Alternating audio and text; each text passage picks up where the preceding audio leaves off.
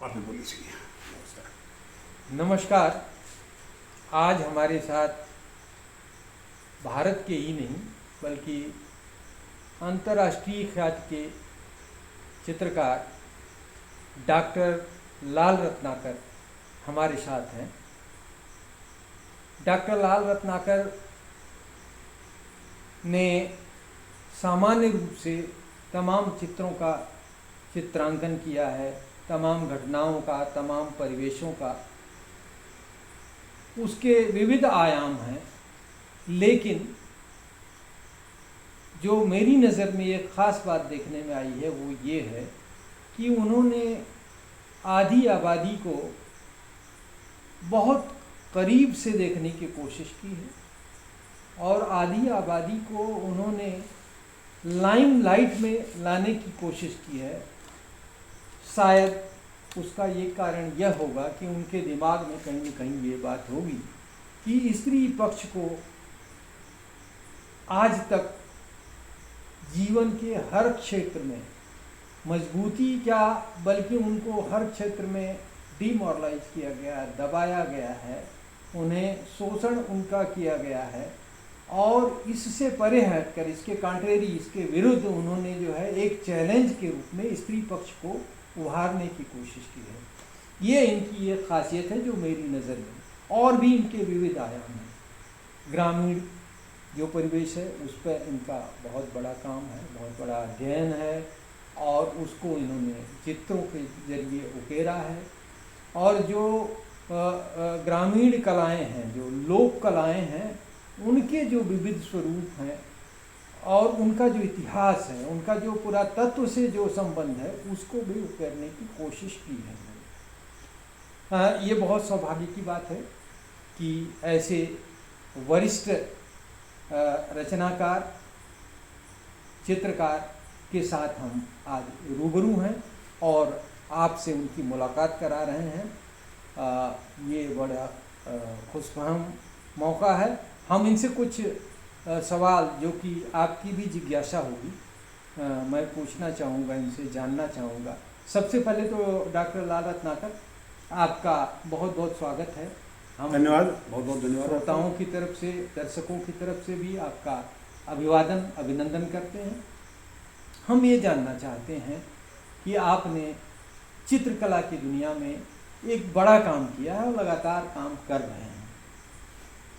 अभी आपकी चित्रकला पर जो है जहांगीर आर्ट गैलरी बॉम्बे में, मुंबई में प्रदर्शनी भी लगी थी और कोविड के बावजूद लोगों ने स्पेशल परमिशन लेकर के, या जब तक छूट मिलती थी या जब तक पूरी तरह प्रतिबंधित नहीं था, लोगों ने आपकी कला का पूरा लुत्फ़ उठाया, अप्रिशिएट किया, आपसे सवालात भी किए उन्होंने और आपने परोक्ष और प्रत्यक्ष रूप से भी अपनी कला के बारे में उनके कमेंट्स भी सुने।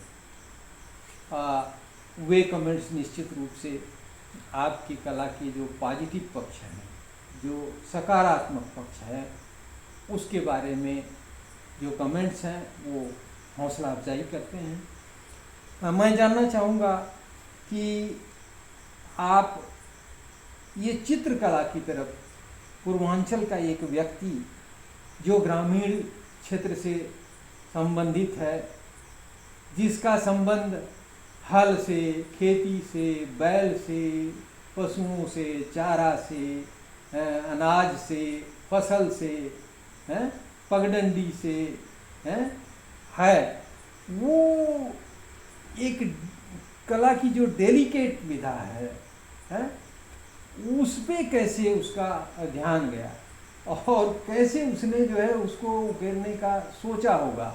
ग्रामीण क्षेत्र से बिल्कुल ठेठ देहात से आने वाला व्यक्ति, इसके बारे में आपकी स्वीकृति क्या है, आत्मस्वीकृति क्या है और आप क्या कहना चाहें? विप्लवी साहब हमारे मित्र तो है ही हैं और दुनिया के जाने माने गज़लकार, साहित्यकार, और आपका जो योगदान है, जो आपका कंट्रीब्यूशन है, वो निश्चित तौर पर इतना महत्वपूर्ण है कि आपके ये सवालात एक हमारे अंदर भी एक तरह की एक जिज्ञासा पैदा करते हैं कि रियली जो ये गांव है, नदी के किनारे का गांव है, और पहले तो इतनी सुविधाएं भी नहीं थी, उस गांव से आपका ये जानने की जिज्ञासा निश्चित तौर पर एक बहुत ही महत्वपूर्ण जिज्ञासा है। जी।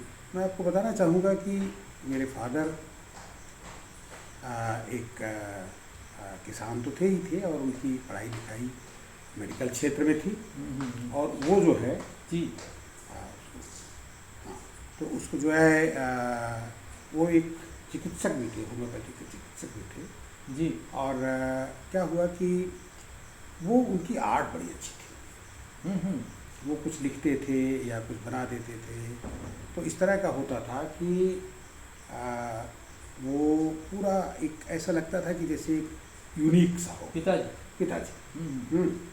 और उसी के साथ जो ये गांव था, अब गांव का तो जो पुराना है वहाँ से लोग निकल गए हैं, लेकिन पहले गांव आपस में जुड़ा हुआ होता था। जी जी। हम एक दूसरे के यहाँ जाते थे, उनकी जो जो जो दिनचर्या है, उनके जो लोक रिवाज हैं, तो मुझे अच्छी तरह याद है कि हमारे गांव में एक मिश्रा जी का परिवार हुआ, और उनकी जो दालान थी जी। उसमें जो हम लोग उनको चाची चाची कहते थे, तो वो हर महीने क्या करती थी कि एक तो लिपाई करती थी अपनी दालान की, बड़ी सुघर लिपाई, और गर्मियों में लोग जनरली वहाँ पर बैठा करते थे। तो वो उसमें क्या करती थी कि अजीबो गरीब तरीके से गेरू और चावल के घोल से ऐसी चित्रकारी करती थी कि वो मन मोह लेती थी, और वो रियल लोक था, लोक कहीं से ट्रेंड नहीं थी।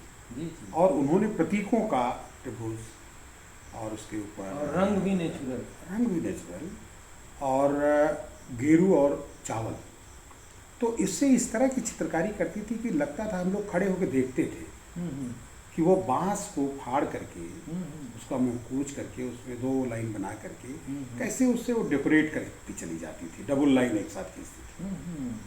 वो यूनिक एक तो क्राफ्ट तो था ही था, उनकी टेक्निक भी इस तरह की थी कि उससे दोहरी लाइनें बनती जाती थी।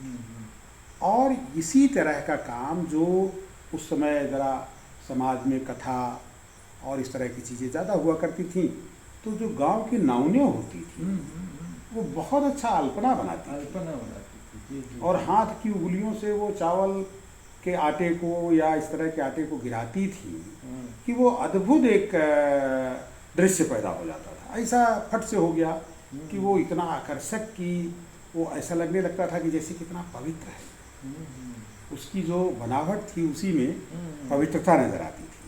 तो क्या हुआ कि मैं धीरे धीरे बड़ा हो रहा था और इन सब चीज़ों को देख रहा था। उस समय गांव की दीवारें अक्सर कच्ची मिट्टी से बनी होती थी, और समय समय पर उनकी लिपाई होती रहती थी, और जहाँ भी खराब होती थी लोग उसकी रिपेयर कर लेते थे, लिपाई भी करते थे।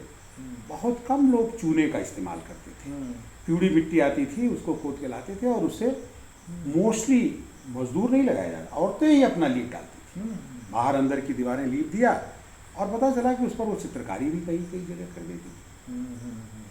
अब वो देख करके मेरे मन में भाव पैदा हुआ, मैं भी धीरे धीरे कहीं से गेरू का टुकड़ा जुगाड़ किया, और पता चला कि जो बनाई है उसके साथ मैं भी कुछ बनाने लगा। एक आध 2 बार मेरी पिटाई भी हो गई, क्योंकि वो संगत कहीं उससे बनती नहीं थी, लेकिन मेरे मन में उसके प्रति एक आकर्षण पैदा हुआ, और उस आकर्षण की वजह से मैं निरंतर उसको देखता और उसको बनाता। और ये जो प्रवृत्ति थी वो धीरे धीरे मेरी शिक्षा के साथ बराबर ये चलती रही। तो कई बार ऐसा हुआ कि कुछ हमारे चाचा जी लेक्चरर थे, पिताजी की कुछ किताबें होती थी, उन पर भी मैं पेंसिल कलर मिला तो उससे बना दिया करता था। और इसको आप एक परंपरागत एक चीज़ आप समझेंगे जब मेरे घर आएंगे आप, अभी इस घर में भी आपको दिखाऊंगा कि मेरी बच्ची अभी पिछले दिन शादी थी, आई थी, तो 2 पोतियां हैं, एक तरफ पोती ने ड्राइंग किया पेंसिल से और वो बेड के बगल में, और दूसरी तरफ दूसरी ने ड्राइंग किया। तो ये जो प्रवृत्ति संस्कार है, जो उनके लिए ओपन कैनवस है, दीवारें तो ओपन कैनवस है, हमको समय चिंता नहीं होती थी कि हम कितनी बड़ी लाइन खींच रहे हैं, कितनी दूर तक जा रहे हैं। तो वो जो प्रवृत्ति थी वो मन में ऐसा लगता था कि कुछ गड़बड़ हो रहा है, उसकी वजह से मेरी पिटाई हो रही, लेकिन ऐसे अच्छा किया जा सकता है। हम्म, तो मैंने निरंतर उस पर फिर कोशिश जारी की हम्म, कि मैं इन चित्रों को कैसे सुंदर बनाऊं। हम्म, फिर धीरे धीरे लोगों को ये लगा कि ये चर्चा होने लगी कि भाई डॉक्टर साहब का बेटा की आर्ट अच्छी है, तो औरतें जो है पंखे पे फूल और भी कुछ पक्षी इस तरह की ड्राइंग करा लेती थी, उसको फिर अपना धागों से, पुराने धागों से उसकी कढ़ाई करती थी। या शादी ब्याह में शादी घड़े ब्याह के में ऊपर, जो, हाँ, हाँ? वो तो एक अलग तरह का काम था। हम्म, लेकिन हाँ, वो शादी ब्याह का भी फिर एक आर्ट का जो उस समय समझ थी, वो लोक तक की समझ थी, जी, उससे उन्नत समझ नहीं थी।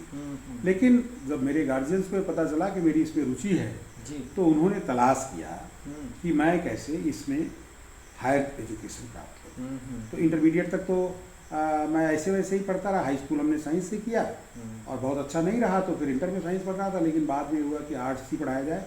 तो मैंने फिर इंटरमीडिएट में आर्ट लेके पढ़ाई की। तो टीचर मिले तो कुछ खास नहीं थे, लेकिन ये था कि चूँकि मुझे आता था तो मैं करता रहता था।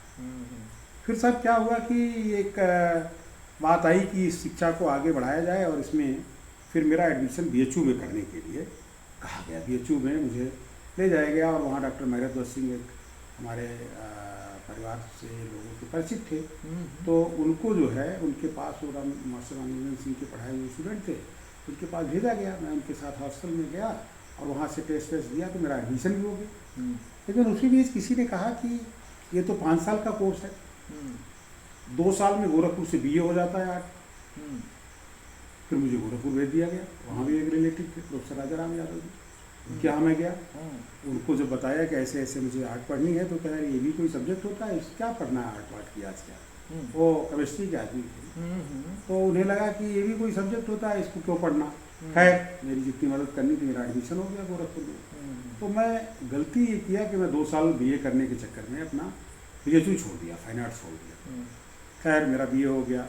फिर मुझे ऐसा लगा कि मुझे फिर BHU ट्राई करना चाहिए, उसमें BFA में जाने के लिए। फिर एक चांस होता है, उसमें 1 सीटें खाली होती हैं, तो 3rd ईयर में ले लेते हैं एडमिशन। तो खैर वो मेरा नहीं हुआ उस समय वहाँ। तो मैं MA करने चला गया, MA किया कानपुर से पेंटिंग में। फिर मुझे BHU की लालसा थी, मैंने बात आई कि PhD करनी है, तो PhD के लिए मैं फिर BHU गया। तो BHU में हिस्ट्री ऑफ आर्ट में प्रोफेसर आनंद कृष्ण हुआ करते थे, वो राय दास के बेटे थे। हाँ, तो अब वो उनके अंडर में मैं चाहता था, तो वो तो एक तो पहले तो लिफ्ट नहीं दे रहे थे, लेकिन मैं फिर पीछे पड़ा रहा कि नहीं, मैं PhD तो आप ही के साथ करूँगा। एक मन में आ गया कि हिस्ट्री ऑफ आर्ट के आदमी हैं और आर्ट से जानने को मिलेगी। खैर, बात आई गई, वो चूँकि बहुत व्यस्त होते थे, डीन भी थे उस समय, तो एक दिन मैं उनके घर चला गया, और संयोग से घर पे नहीं थे, तो मैं उनके ड्राइंग रूम में, उन दिनों राय दास जिंदा थे। हाँ, मैं उनका सीता निवास में गया BHU में, और पैर वैर छुआ, तो उन्होंने पूछा कहाँ से आए हो। मैंने बताया कि मैं ऐसे जौनपुर से आया हूँ और गाँव पर रहने वाला हूँ, सर से मिलने आया था, डिपार्टमेंट को भेंट हो नहीं पाती, मैं सोचा कि हाँ फिनांस से बात हो जाएगी। तो उन्होंने कहा अच्छा क्या चाहते हो, तो मैंने कहा मैं PhD करना चाहता हूँ। तो कहे अच्छा क्या विषय तय किया, तो हमने कुछ ऐसे उनसे बताया कि बंगाल की आर्ट फलाना ठिकाना है। तो कहे भाई देखो तुम तो गांव से आए हो, और हमसे पूछते गए एक एक चीज़ कि वहाँ पर आजकल वो लकड़ी के दरवाजे हैं क्या, कुरुई मौनी भौकी होती है क्या, और तुम्हारे गांव में क्या क्या बनता है। तो मैं उनको सब बताता गया कि पत्थर के कोलू हैं, लकड़ी के दरवाजे हैं जिनमें नक्काशी है। तो ये सब चीज़ें बताते बताते उन्होंने इतनी देर में प्रोफेसर आनंद कृष्ण आ गए यूनिवर्सिटी से, और वो बड़े लाल पीले हुए नाराज़ हुए कि भाई तुम लाल रतन घर पे भी आ गए। तो उन्होंने कहा अरे भाई आनंद, ये लड़का देखो गांव से आया है और ये बता रहा है इसके इलाके में वो खपरेल और ये इस तरह की चीज़ें हैं, तो तुम इससे काम कराओ उस पर। अब आप ये देखिए कि मेरी गलती करना, उनके घर पे जाना मेरे लिए वरदान हो गया। पिताजी की बात को टाल नहीं सकते थे। उन्होंने कहा ठीक है भाई तुम कल डिपार्टमेंट में आना, हम तुमसे बात करेंगे। तो हम डिपार्टमेंट गए, उनसे मिले, तो उन्होंने बुला लिया। देखा तो कहा भाई तुमने तो देखो ऐसा काम कर दिया कि जिसका जो मैं तो बड़ा बिजी हूँ, फिर भी पिताजी का आदेश है तो उसको तो मैं नहीं टाल सकता। तो उन्होंने अपने पिताजी के बात को मानते हुए मुझसे कहा कि देखो तुम लोक कला पे काम करो।